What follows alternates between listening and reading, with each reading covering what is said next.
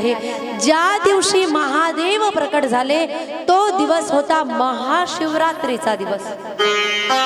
आणि महादेवाने विष्णू आणि ब्रह्मदेवाला सांगितलं, जोही कोणी आजच्या दिवशी माझं चिंतन करेल, भजन करेल, नामस्मरण करेल, रात्री जागरण करेल आणि रात्रीही माझी पूजा करेल, त्याच्यावर माझी विशेष कृपा होईल।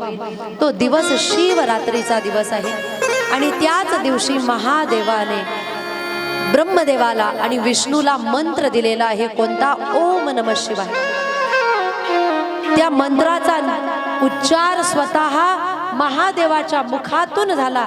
महादेवाने हा मंत्र महाशिवरात्रीच्या दिवशी विष्णूला आणि ब्रह्मदेवाला दिला आणि पहिल्यांदा या मंत्राचा जप विष्णू आणि ब्रह्मदेवाने केला आणि त्याच दिवशी शिवलिंगाचं पूजन, महाशिवरात्रीच्या दिवशी शिवलिंगाचं पूजन